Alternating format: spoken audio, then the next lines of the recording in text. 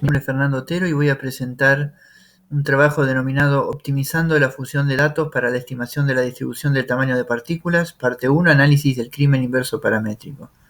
Y este es un trabajo que realizamos en colaboración con Gloria Frontini, que es mi directora de CONICET, ambos como integrantes del Grupo de Matemática Aplicada e Ingeniería de la Facultad de Ingeniería de la Universidad Nacional de Mar del Plata y del INTEMA, Instituto de Investigaciones en Ciencia y Tecnología de Materiales, con doble dependencia del CONICET y de la Universidad Nacional de Mar del Plata. Voy a arrancar con la introducción hablando del problema de aplicación que nos compete, que es la caracterización del sistema de partículas a partir de su distribución de tamaño DTP. La caracterización del sistema de partículas polimérico a partir de su DTP está dada dado que esta última define varias propiedades del material. Cuando las partículas en particular son esféricas, la DTP puede expresarse como una función de radio o FDR. La estimación de la DTP en general es una tarea muy compleja, principalmente porque no hay una técnica única que provea toda la información necesaria para describir esta DTP. Por esto, las metodologías de fusión de datos son de particular interés. Y en nuestro trabajo proponemos una metodología basada en métodos de Monte Carlo para combinar mediciones de dos técnicas diferentes, a saber, la microscopía electrónica de barrido o MEB y la dispersión de luz estática o DLE. Ambas se encuentran en dos categorías distintas de técnicas de medición. La microscopía electrónica de barrido es una técnica de medición directa, dado que lo que se mide es directamente la DTP. En cambio, la dispersión de la luz estática es una técnica de medición indirecta, dado que lo que se mide son magnitudes indirectamente relacionadas con la DTP.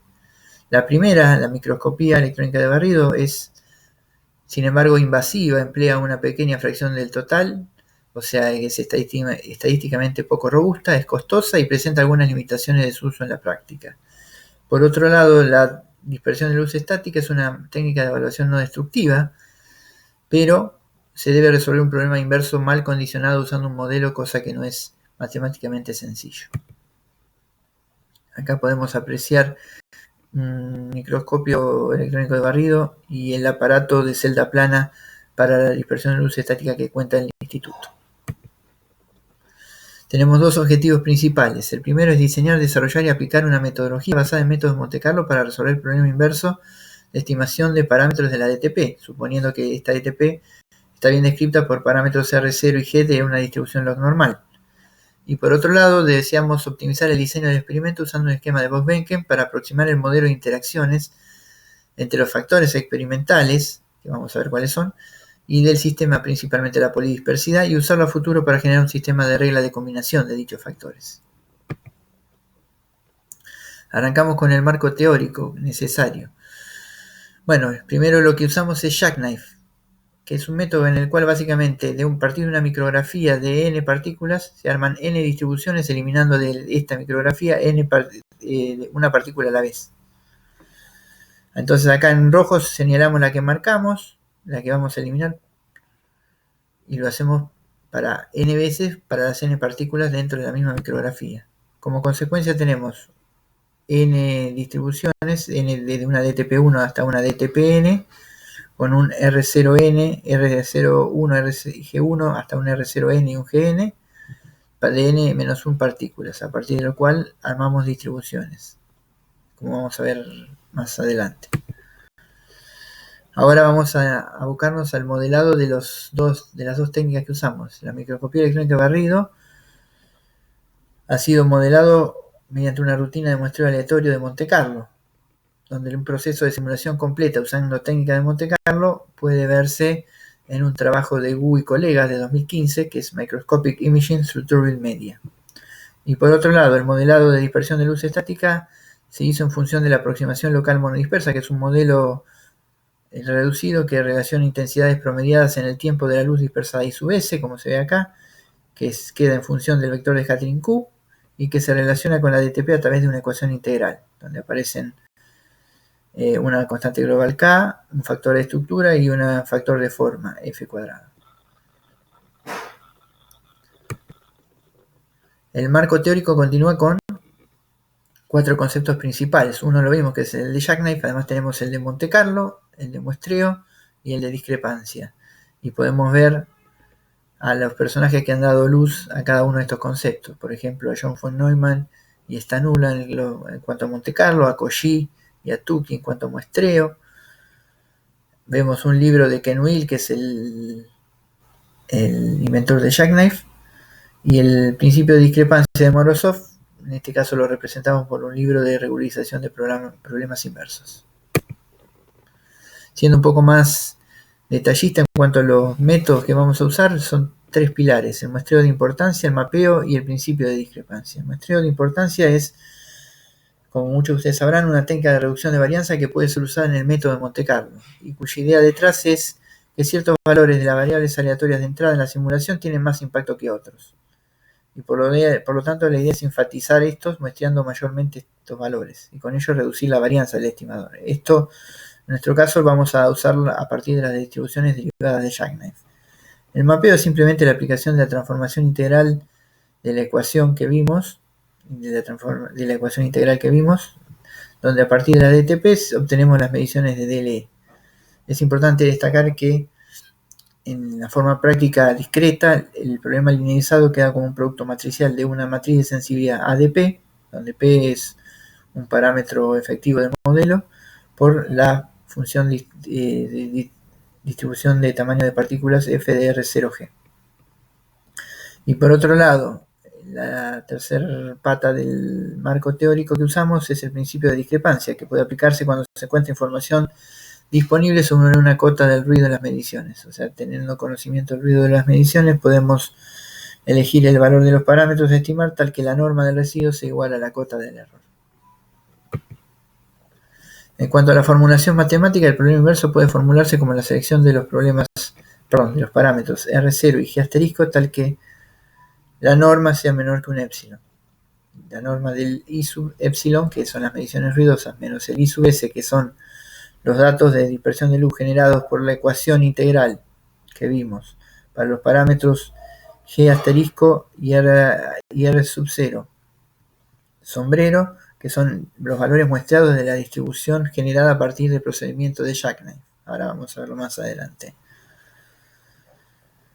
El G asterisco es el logaritmo de G y se usa porque lo que decíamos son obtener distribuciones normales, y R0 nos da distribuciones normales a partir de Jackknife, pero no G asterisco, no G. Por lo tanto, se usa una transformación de G que es G asterisco. Ahora sí vamos a la metodología propuesta como para que se entienda lo que se hizo. Por un lado, se hizo el remuestreo de la micrografía a través de Jackknife, un muestreo de las distribuciones aproximadas generadas a través de Jackknife, un mapeo por transformación integral y finalmente un filtrado por principio de discrepancia. Partimos de un incremento 0, un índice 0, luego muestramos la micrografía de MEP de n partículas, y a esa micrografía le aplicamos Jackknife como les mostré. A partir de ese remuestreo podemos obtener distribuciones normales aproximadas para R0 y G asterisco, como les mencioné. Son las que dan cuasi normales. A partir de estas distribuciones normales muestreamos sobre R0 y G asterisco, y luego aplicamos sobre estas muestras de R0 y G asterisco la transformación integral de la aproximación local monodispersa, obteniendo I sub S. Con esta I sub S ya podemos, con las mediciones ruidosas que tenemos de datos, fijarnos si la norma del error está contenida dentro del epsilon como cota superior del ruido o nivel del ruido. Si están contenidas, entonces las muestras de R0 y G asterisco se aceptan. El valor incremental se suma en 1 y fijamos si llegamos a un máximo de iteraciones. De ser así, terminamos el proceso con un armado del histograma final de los R0 y G asterisco. ¿Qué pasa si no el ruido no... Perdón, si la norma de las diferencias es mayor que el ruido? El nivel del ruido o la cota superior del ruido. Entonces volvemos a muestrear sobre las distribuciones aproximadas normales. Lo mismo ocurre si no llegamos al límite máximo de iteraciones, volvemos a muestrear. Y así tenemos el proceso completo. Se siguieron 3 ejemplos.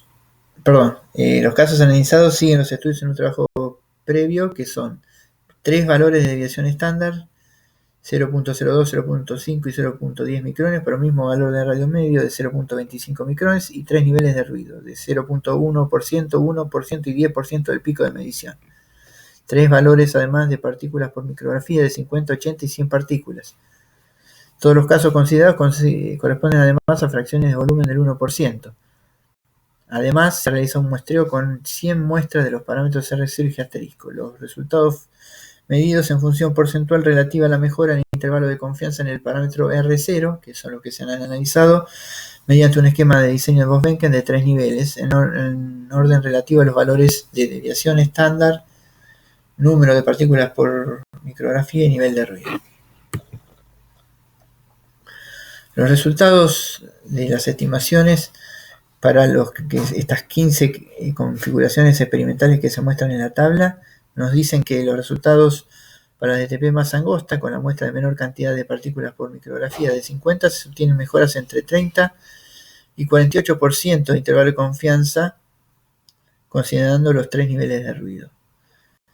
Si ya mejoramos la cantidad de partículas en la muestra de importancia 80 partículas por micrografía, para esta misma DTP angosta, las mejoras de intervalo de confianza en R0 son de más del 50%. Para el caso de una DTP ya con una desviación estándar poco mayor de 0.05 micrones, al considerar la muestra de 50 partículas por micrografía, se observa una diferencia de mejora desde un 17% hasta un 40%, bajando el nivel de ruido. Por lo tanto, el nivel de ruido es fundamental. Nosotros lo denominamos con factor C a nivel de ruido. A es la desviación estándar de la DTP sigma y B son las partículas por micrografía.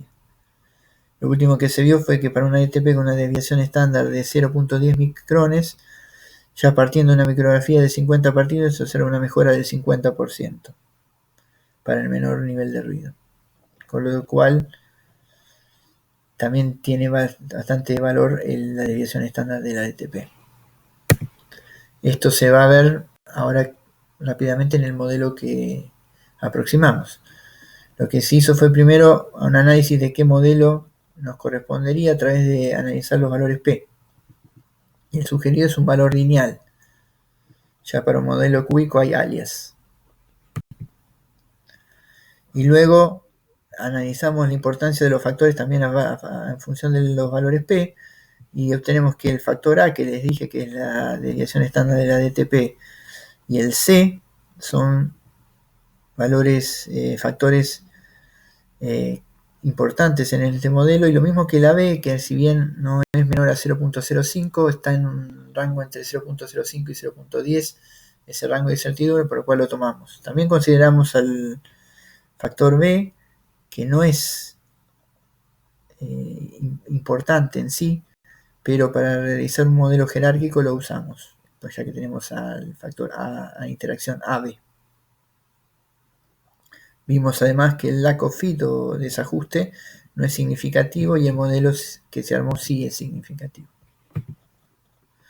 Finalmente, a modo de ejemplo de lo que se está haciendo ahora, supongamos que tenemos los 3 factores: A, la desviación estándar de DTP, B, las partículas por micrografía y C, el nivel de ruido. Le damos un valor de rango acá al factor A, seteamos en un valor único el factor B, por ejemplo, y le damos otro rango al factor C y maximizamos la precisión, que es nuestro factor de deseabilidad en este proceso, y obtenemos que el valor óptimo para una deseabilidad o precisión del 66,4% está dado para los valores -1, 0 y 0, con lo cual tenemos una combinación óptima de los valores de los factores experimentales. Bueno, para resumir las conclusiones, se propuso una metodología para fusionar datos provenientes de 2 fuentes experimentales, dispersión de luz estática y microscopía electrónica de barrido. La misma ha sido aplicada con datos simulados generados mediante el mismo modelo con el cual son invertidos, en el llamado crimen inverso, y se ha empleado para establecer una estrategia en la combinación de las técnicas de modo de mejorar la precisión en los resultados obtenidos con el método, que se ha logrado. Asimismo, dicha estrategia y el uso en la mejora de la precisión como factor de deseabilidad Será usada para mejorar el diseño de experimento al construir un modelo aproximado empleando la técnica de diseño de Voss-Bencken, cosa que ya se ha hecho, y lo que se está haciendo ahora es armar reglas de combinación de los factores. Finalmente, a los autores agradecemos el apoyo de nuestras respectivas instituciones, Universidad Nacional de Mar del Plata y CONICET, y agradecemos a ustedes por su amable atención.